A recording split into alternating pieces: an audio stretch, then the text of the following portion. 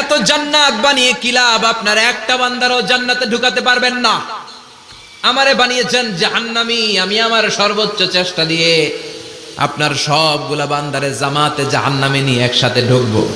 পারলে জাহান্নাম আরো কয়েকটা বাড়িয়ে বানান। আল্লাহ বললেন কেন কেন? শয়তান বলে লা আকুদান্না লাহুম সিরাতাকাল মুস্তাকিম। আপনার বান্দা জামাতে নামাজ পড়তে যেতে চাইবে, ওখান থেকে ধোকার ওয়াসওয়াসা দিয়ে আমি গানের কনসার্টে নিয়ে যাব। তাফসির মাহফিলে কোরআন শুনতে যেতে চাইবে, ধোকা দিয়ে আমি মদের আড্ডাখানায় নিয়ে যাব।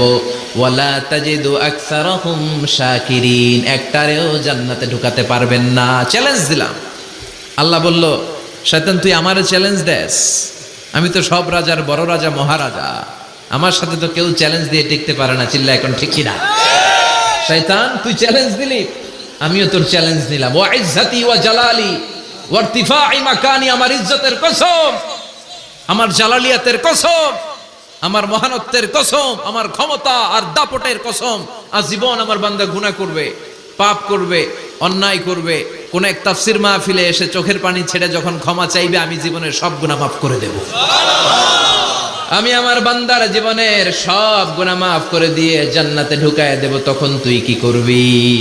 লাগফিরান্না লাহুম মা দামু ইস্তাগফিরুনি। যতক্ষণ আমার বান্দা আমার কাছে ক্ষমা চাইবে, আমি আমার বান্দার জীবনের সব গুনাহ মাফ করে দেব। সুবহানাল্লাহ পড়ে। এজন্য রাব্বুল আলামিন বলেন ইয়া আইয়ুহাল্লাযীনা আমানু তুবু ইলাল্লাহি তাওবাতান নাসুহা। তওবার মতো তওবা করো। তওবার মতো তওবা করলে যত বড় অন্যায় হোক, পাপ হোক, গুনাহ হোক, সব গুনাহ মাফ করে দিতে পারে কে? আল্লাহ। সাইয়েদনা আদম আলাইহিস সালাম ভুল করলেন, শত শত বছর কাঁদলেন। আল্লাহ বললেন ও আদম, কিছু বাক্য তোমারে শিখিয়ে দেই, এই বাক্য দিয়ে তুমি আমার কাছে তওবা করো, তোমার তওবা কবুল করে নেব। সাইয়েদনা আদম বললেন রব্বানা, পড়েন রব্বানা যালামনা আনফুসানা ওয়া ইল্লাম তাগফির লানা ওয়া তারহামনা লানাকুনান্না মিনাল খাসিরিন। ও আল্লাহ, আমি জুলুম করেছি নফসের উপর, ভুল করেছি, অন্যায় করেছি, অপরাধ করেছি। আপনি যদি ক্ষমা না করেন আমি শেষ হয়ে যাব।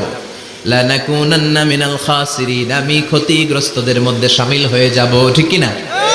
এই আয়াত দিয়ে, এই দোয়া দিয়ে যখন সাইয়েদনা আদম তাওবা করলেন, মুহূর্তেই তাওবা কবুল করে নিয়েছে কে? আল্লাহ।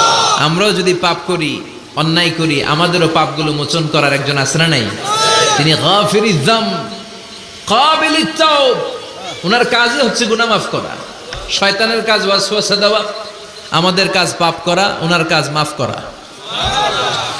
আল্লাহ ডেকে বলে গোলাম, তোরা যদি পাপ না করতি আর বারবার মাফ না চাইতি, তাহলে তোদেরকে ধ্বংস করে দিয়ে জমিনের বুকে এমন একটা জাতি আমি বানাতাম যারা পাপ করতো আর মাফ চাইতো, আর আমি মাফ করতাম।